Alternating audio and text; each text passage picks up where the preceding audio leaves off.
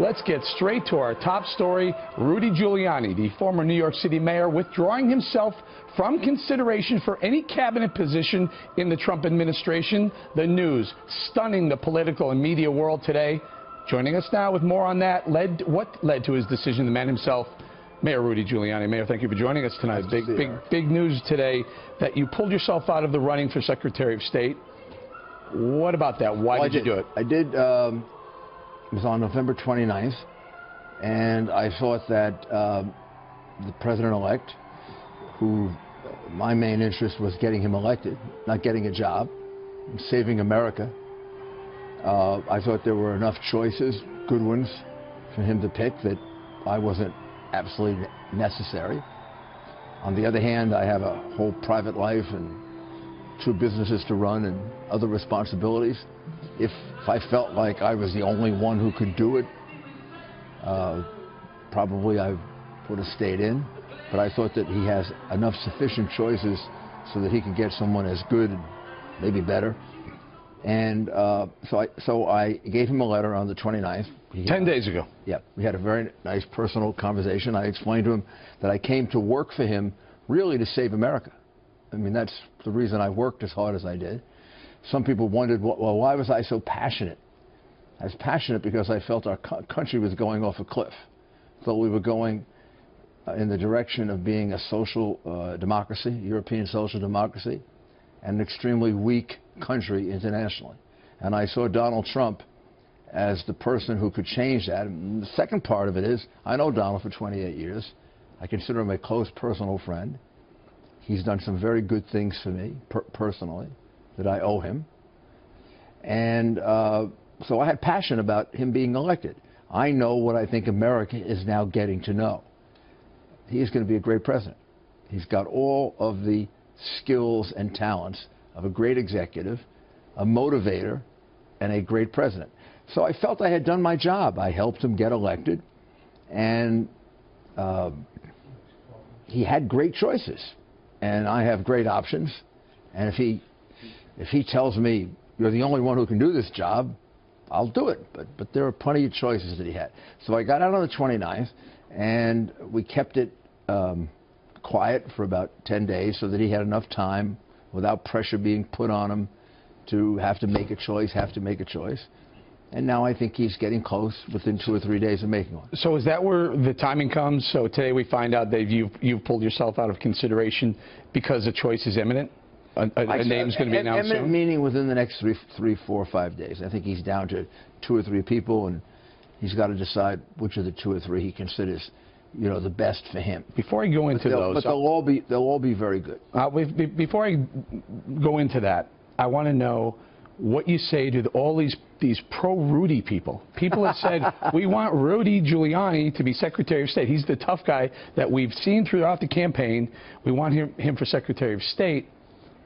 What do you say to those people? They're going to get somebody very, very good for Secretary of State. So far, I don't think Donald Trump has let us down on any choice that he's made.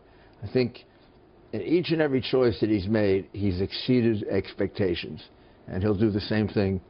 He'll do the same thing with this one. He has an extraordinary ability to pick good people.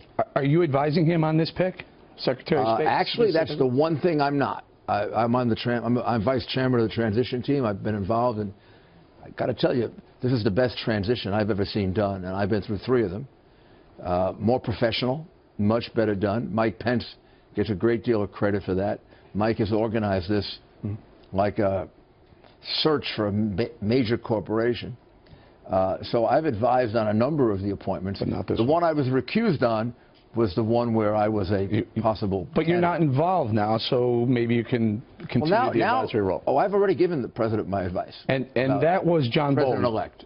That was John Bolton, right, for the Secretary of State. Talk to me a little about that. Well, I can't tell you who I advised, but I can tell you that I have tremendous respect for John, and I think John and some of the others would be great Secretaries of State. Which others? Well, I can't mention the others. Those are for the president election. Let me just push back a little bit on that, Mr. Mayor. John Bolton, Ambassador Bolton, I understand where you are in that, but he seems to be pro-intervention. He was in favor of the Iraq War. He's in favor of getting involved in Syria, Libya, in favor of regime change in Iran.